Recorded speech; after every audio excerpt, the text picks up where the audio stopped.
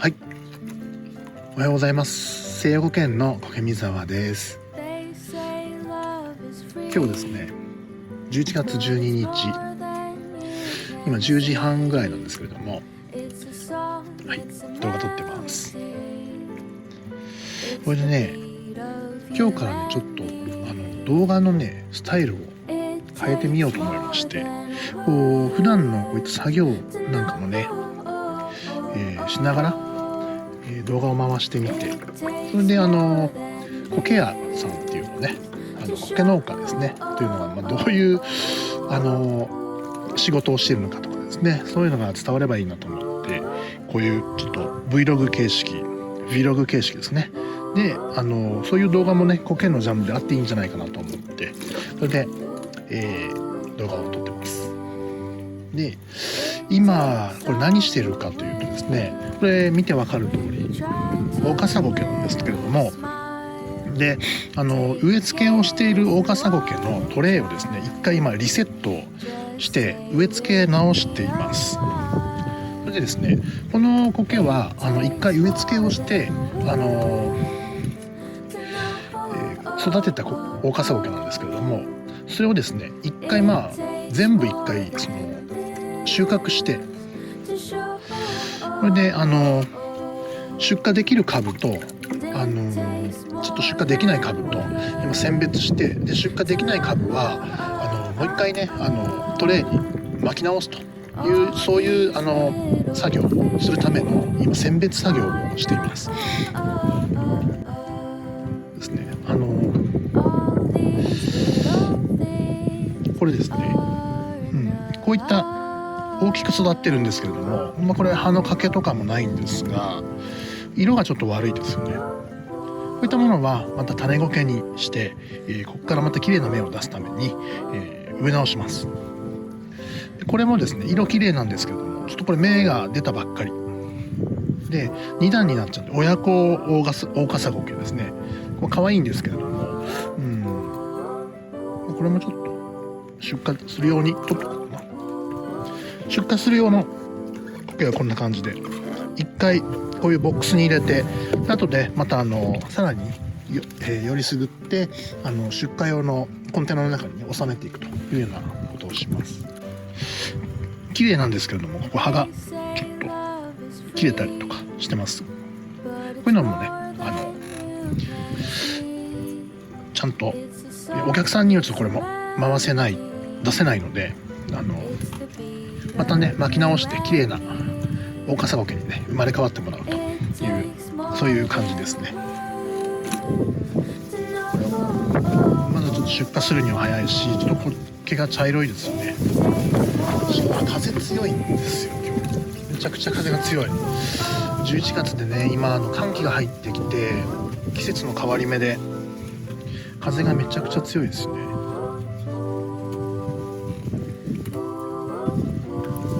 今年の夏はね、オオカサゴケを、去年の年末ぐらいから結構植えてて、それで6月7月ぐらいまで良かったんですけれども、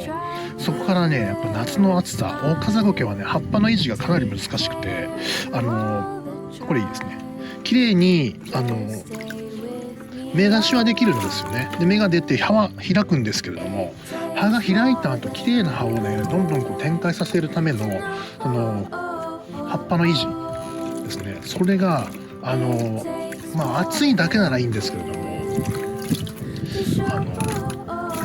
暑さと今年乾燥がねすごく続いたので、雨があんまり降らなかったですね、夏ね。でその乾燥も、夏の暑さと乾燥が続いて、それでねもうすごいめちゃくちゃ綺麗に生え揃ってたオオカサゴケが、もうほぼ 2,3 日ぐらいですかねのうちに全部ダメになって1回。それでねまたそこでいろいろ対策を考えて、そこで1回巻き直したんですけどね。でまたね今出荷できるような状態にまで大きく成長してくれたんでね、よかったですね。でその中で1回ね収穫しきって葉抜けになってたようなトレイ、育成トレイとかちょっとね栽培効率が悪くなったトレイがあるんで、そういうトレイをねもっと密度を濃く巻き直すためにこうやってねもう一回トレイをリセットするために今株をねえりすぐってます。これめちゃくちゃ綺麗ですね。ちょっとこのゴミが入ってますね。これいいですね。これもうザ・大笠苔って感じでいいですね。いや11月なんですけど今ね寒い、もう寒い。今ね日が僕当たらない場所で作業してるんで余計に寒いんですけどね。もう水がねやっぱりもう冷たいんで体温奪われて手がねどんどんかじかんでいって大変ですね。これね形が違うじゃないですか、大笠苔の。ちゃんと中央部分がこれね葉がねギュッと詰まってるものもあれば、この真ん中がねこうポツッと穴が開いたような株もあるんですよね。これ両方綺麗なんですけれども、これこの違い何なんだろうな。オス株とメス株の違いなんですかね。まだすいません、私も苔の栽培農家でありながらちょっとこういった苔のことをまだ勉強不足なところもあって勉強しないといけないですね。もし詳しい方いらっしゃればこれ教えてください。オス株とメス株の違いなのか、単なるこういう形をしているというだけなのかですね。よろしくお願いします。これも綺麗なんですけどね、なんかちょっと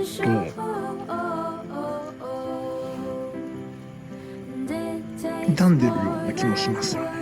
んだろうな、いいかなこれなんかもねちょっとこう綺麗なんですけども、ちょっとこの辺ダメージが来てるのかな。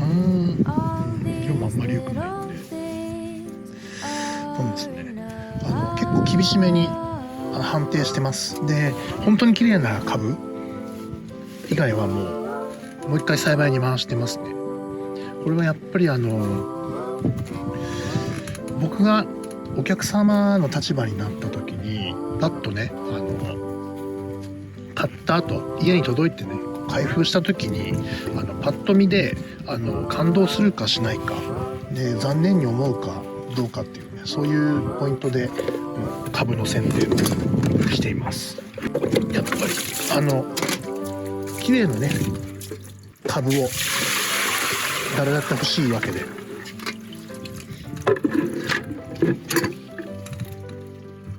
苔農家としてはねその綺麗な株をお客様に届けてですね感動してもらうぐらいのものを作らないと苔農家やっぱりねお金取れないと思うんで、ね、厳しめに自分でもやってます。実際私もそのね苔テラリウムの作品自分で作るんでね、そういった時にその作品としてね使えるものかどうか、ね、さらにそれを苔テラリウム作品をね作った人の先にねそれを見てくれる人っていうのがいるので、やっぱりねそういう人に感動を与えられる苔かどうかですね、そういう視点で見てます。で別に廃棄するわけじゃないんでね、もしダメになった苔出荷できないような状態の苔かなり厳しめに跳ねてるんですけれども、それも別に無駄にするわけじゃないんでね、これもこれは葉が綺麗なんですけども茎が短すぎるんで、これですね、これねこれも栽培に回します。でこういった形で捨てるわけじゃなくてそこからまたね再生させる栽培をするので、実質ねこの廃棄するっていうロスになるわけではないんですよね。なのでそういう風な無駄にはならないんで厳しめにねこうやってやってもまたこれもちょっとね綺麗なんですけどもちょっと葉がちぎれてますよね。こういうのダメですね。なので苔栽培のいいところかもしれないですね。野菜とかだと廃棄してしまうものっていうのはまあそこからもう捨てるなり処理するなりね残差処理とかになって、土に帰るんですけれども、苔の場合は、ね、そのまま栽培に直接回せるんでねいいなと思います。そういった意味でもね、こう大胆に出荷できるものとできないものを選別できるので、そこで妥協する必要ないということですね。栽培しててもね、こういう親子傘みたいな感じのオオカサゴケも出てきますね。これね、徒長しちゃってるんですよね。葉の展開と茎の成長のそのスピードが合わないで、茎の成長がね異常に速くなってしまうと、葉の展開がしながら茎が伸びてしまうんで、それで2段になるんですね。そう徒長がね、やっぱりどんなにいい環境でもそのトレイの中でその部分でそこの場所だけなんかこう花密度の違いとかですね、株の密度の違いとかで徒長しやすい環境っていうのができてしまうんで、もうしょうがないですよね、それはね。自然の環境でもやっぱり徒長している株とかもありますからね。ただできればね、コケテラリウムでは人工的にそういう育成環境を整えられるんで、あまり徒長しないようなね環境を作ってあげたいなとは思いますよね。これなんかもめちゃくちゃいいですね。菊の花のようなね、花が咲いたようなオオカサゴケですね。素晴らしい。ちょっと補助もこのスタイルで皆さんにねお見せできればなと思います。今日また小屋の万年草の収穫もしないといけないんで、今のね小屋の万年草の状態なんかもちょっとお見せしたいなと思います。ちょっとねお見せしましょうね、お庭を。こういう感じですね。動画のエンディングにもこの庭、ね、使ってるんですけれども、ここがねちょっと色が違いますね、砂苔がね。これは後から捕食したんですね、砂苔。栽培環境によって色が違うので、これもまた何年かしたら色が戻ってくると思います。合ってくると思います。でここがね、この前ショート動画で見した砂苔の巻き苔ゾーンですね。まだね巻いてから1週間経ってないぐらいなので、新芽が生え揃うっていうそういう状況ではないですけれども、ここもねまた新芽がたくさん出てね復活してくれればいいなと思ってます、ね、こういう綺麗な絨毯のようなねそういう状態に早く持っていきたいですね。これ茶色くなってるのは近所の猫ちゃんたちが来ておしっこしたりうんちしたりするんで、それのダメージが来てます。なんすごく綺麗ですよね。この辺はね砂苔もあるんですけども、杉苔が優勢になりつつあるエリアですね。これね今何してるかというと、これね先ほど選別したオオカサゴケね、さらにちょっときれいに掃除をしてあげてます。葉にねちょっとこうライドの資材とかね入り込んだりするんで、それをきれいにして、それで並べておくという作業をします。でこの後ね本来この後ねこの選別したオオカサゴケがまた別のコンテナに入れて葉のね育成を促すための環境に、入ってですね、それでまた栽培を続けるという感じです。ゴミを取ってくれると、綺麗ですね。透き通るような葉っぱですね。いい感じの、株です。もうこの作業やってる間にね葉が乾燥しちゃって傷むんで、こまめにね乾燥しないような状態を作ってあげないといけないですね。収めていくという感じですね。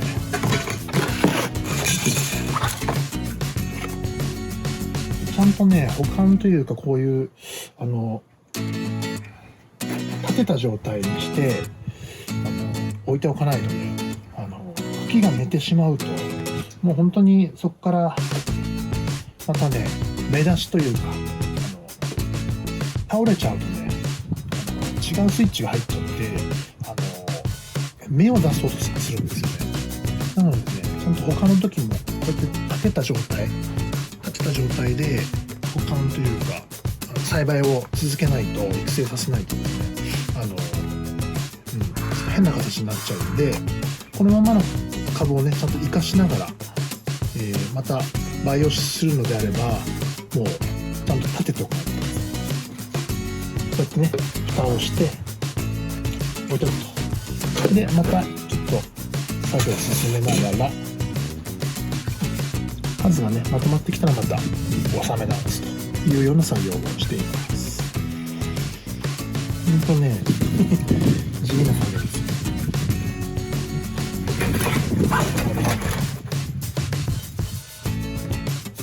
本当にね今日は風が特に強いんで乾燥が早いですね。葉がね乾燥しちゃう、ちょっと乾燥するぐらいで大丈夫なんですけど、ちょっとこうカサカサするぐらいの大カサゴケなんでね、ちょっとカサカサっとするような状態ぐらいまでは大丈夫なんですけれども、できることならあんまり乾燥させたくない感じですね。水分がね多湿状態が続くとそれはそれで葉の色が悪くなってしまうので、それも良くないんですけどね。大カサゴケはね普通の栽培の時に、普通の、培養土というかそれもちょっと栽培用のブレンドがあるんですけども、そんなに特別な土を使ってないんですけどね。ただね大カサゴケは育成を促すためにね杉の葉っぱをね枯れ葉をね入れますね。杉の葉っぱ入れて、でしかもその杉結構わっとこうかぶせるぐらい密になるぐらいの杉の葉っぱ入れたりしてあげて、杉の葉っぱの間からね芽を出せるようなそういう栽培の仕方をやってますね。ヒバオイルとかねヒノキのオイルが細葉オキナゴケとかねにかなり有効ですよっていう話をこの前してたんですけれども、苔によってねその木の根っことかに生えたりするじゃないですか。細葉オキナゴケだったらもう木の根元にびっしり生えたりとかね、あれやっぱりね相性がいい植物というかね、おそらく何らかのエキスをね栄養源にしているというか、なんかそういう相互作用があるんだと思いますね。で細葉オキナゴケなんかはヒノキ、杉、あと松とかですね、なんかそういう植物のエキスをオイルをね与えてあげると育成がかなり促進されるんですよね。で HB101 ですね、前ご紹介したこれもね用途的には杉、ヒノキ、松、大箱ですね、こういった植物エキスが入っているので苔にかなり効くんですよ HB101 オイルにやるよりはこの、HB101 だとねこの1000倍の希釈でもう販売されてるので原因結構高いんですけど、こちらの方もね割とホームセンターとかで、ね、手軽な値段で売ってますので、Amazon でも売ってますし、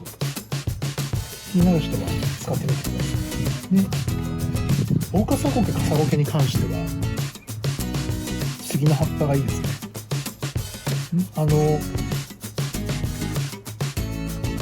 よくねこの大カサゴケ、カサゴケはねやっぱりその杉の木の下とかにね生えてることが多いんですよ。根っこに生えてたりもたまにするんですけどね、よく杉の葉がね落ちてるような場所に、そこ堆積してるような場所にねコロニーよく持ってます。なのでやっぱり大オカサゴケ、カサゴケは杉と相性がいいんでしょうね。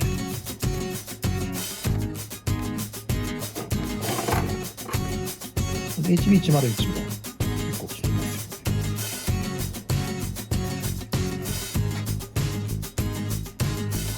ただね、この、結構ね、早消したりすることもあるんで、気をつけてくださいね、あげると。私も小屋の万年草にヒバオイルいいかなと思って与えてたんですけども、一発で早消しました。後でちょっと補助のその早消したトレイお見せしますけど、何トレイぐらいダメになったかな。結構それダメになっちゃいましたね。他の苔はね、ある程度在補性といって補助にねずっと置いとける、状態が長く続くんですけど、オオカサゴケはね、今の季節はまだいいですけどね、夏場はね持ちませんでしたね。で、在補性があんまり良くないので、ある程度の成長の段階になったらね、こうやって葉の展開だけを促すために別の環境にね移してあげて、で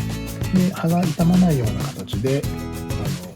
栽培を続けています。ある程度大きくなってね、やっぱ 2,3 日こう乾燥した日が続いてしまうと、それでもう全部全滅したりとかね、僕も経験して、それでちょっとさすがにリスクが高いなと、補助にずっと置きっぱなしだとリスクが高いなということで、いろいろ試行錯誤してですね、今の形をとってますね、オオカサゴケは。そういった苔と相性のいい肥料というか、これは活力剤ですけど、そういう何かのエキスですね。小屋の万年草にもないそういうのないのかなと思っていろいろ調べて研究してるんですけども、小屋の万年草はですね、そういうのあんまり関係ないのかわかんないですけど、あんまりないですよね。何かあげて適面にこうバンと効果があるみたいな。液肥ハイプレックスをたまに薄く上げるぐらいで、それが実際にめちゃめちゃ効果があるのかと言われると、確かに葉の色は戻ったりするんで、一時的な、ね、効果はあるんでしょうけど、何かこう相互作用的な関係の植物エキスですね、そういったものが小屋の万年草にないのかなと見てますけどね。愛媛県の自生地だと、ブナの木の林の中とかですね、あとは風穴の近くとか、